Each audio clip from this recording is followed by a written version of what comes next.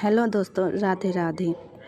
आजकल ऐसा टाइम चल रहा है कि बड़ों से ज़्यादा जवानों को अर्थराइटिस की प्रॉब्लम हो रही है। सभी में घुटने की प्रॉब्लम लगातार बनती जा रही है। अगर आपको भी ऐसी प्रॉब्लम है तो आपके लिए वीडियो बहुत ही यूज़फुल है। आपको करना क्या है, आपको 50 ग्राम खसखस और 50 ग्राम तिल लेना है और 50 ग्राम आपको गोले का बुरादा लेना है। चाहे तो आप साबुत गोला भी ले सकते हो इसका। और 50 ग्राम आपको बादाम और लगभग 150 ग्राम के आसपास आपको गुड़ लेना है।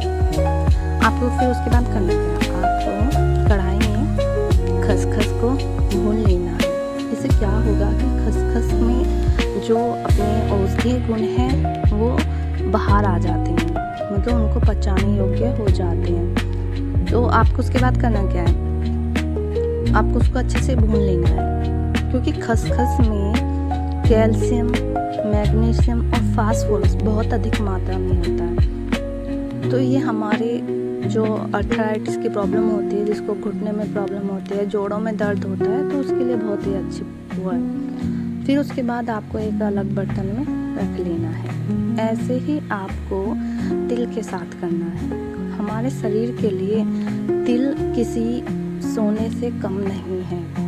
तिल का उपयोग हमारे शरीर के लिए बहुत ज़्यादा ज़रूरी है, क्योंकि तिल में बहुत ऐसे औषधीय गुण होते हैं जो हमारे शरीर को बहुत मजबूत बनाने, हड्डियों को मजबूत बनाने में बहुत ज़्यादा आवश्यक होते हैं। हड्डियों के साथ साथ अगर किसी को बालों में भी प्रॉब्लम हो रही हो, बाल भी रूसी भूसी हो रही हो, बाल बहुत ख़राब हो रहे हो, उसके लिए भी तिल बहुत अच्छा है। तो सेम आपको तिल भी भूनने हैं, ऐसे ही आपको बादाम भूनना है, क्योंकि ये कोलेस्ट्रॉल फ्री है। बादाम में ओमेगा 3 पाया जाता है, जिससे हमारे जो कोलेस्ट्रॉल बढ़ता है तो उसको भी कम करने में सहायक होता है। तो इससे कोलेस्ट्रॉल नहीं बढ़ेगा ज़्यादा। ये हमारे शरीर के लिए बहुत ज़्यादा उपयोगी रहेगा। तो उसके बाद आपको करना क्या है, उसके बाद आपको इन्हें भूनकर पीसकर अच्छे से अलग रख लेना है। इसका जो सारा मिश्रण है उसको मिला लेना है। फिर उसमें आपको गुड़ डालना है। ठंडा होने के बाद फिर उसमें गुड़ डालने के बाद उसे अच्छे से मिला लेना। अगर आपका गुड़ टाइट है तो आप उसकी पहले चाशनी बना लीजिए, और अगर आपका गुड़ थोड़ा पिघला हुआ है तो आप उसको ऐसे ही डाल के बना लीजिए, क्योंकि इसकी मात्रा आप थोड़ी थोड़ी ही बनाइएगा, क्योंकि जैसा बारिश का मौसम हो रहा है तो उसमें फंगस लगने का डर बहुत ज़्यादा रहता है। और अगर आपको ऐसा लगता है कि आपके घर में लड्डू वगैरह खाने के कोई शौकीन नहीं है तो आप इसका मिश्रण एक कंटेनर में रख लीजिए और जैसे रात में दूध के साथ आप इसको ले लीजिए। इसका कोई फ़िक्स टाइम नहीं है, आप इसको खाना खाने के बाद ले सकते हैं। चाहे सुबह का खाना हो चाहे वो रात का खाना हो, कोशिश करें कि रात में दूध के साथ लें तो ज़्यादा रिज़ल्ट अच्छे मिलेंगे।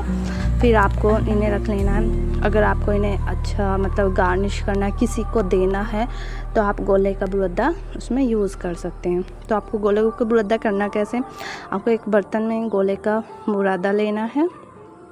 फिर आपको जो हमने लड्डू बनाए हैं उन लड्डू को कोटिंग करनी है, मतलब उसके ऊपर लगा लेना है और लगाकर उन्हें सभी अलग रख लेना है। और अगर आपको बाहर किसी को देना है तो उस पर आप किशमिश वगैरह या कुछ भी बादाम हो या और भी अन्य ड्राई फ्रूट्स हो तो आप उसकी गार्निश करके दे सकते हो। अगर आपको घर में ही खाना है तो आप इनको सिंपल भी खा सकते हैं। ये ध्यान देने योग्य बातें हैं, क्योंकि इसमें इस लड्डू को 15 साल के बच्चे को नहीं देना चाहिए। 15 साल से छोटे बच्चों को बिल्कुल नहीं देना है, आपको बड़ों को ही देना है। जिसको अर्थराइटिस की प्रॉब्लम है, जिसको गठिया बाई है, उसके लिए बहुत आवश्यक है। सूजन को कम कर देगा ये, आपके घुटनों में कट कट की आवाज़ है, ग्रीस नहीं बन रहा, ये उसको बना देगा। अगर वीडियो पसंद आए तो आप वीडियो को लाइक शेयर सब्सक्राइब कर दीजिए, क्योंकि आपके सब्सक्राइब करने से हमें मोटिवेशन मिलता है। Thank you for watching.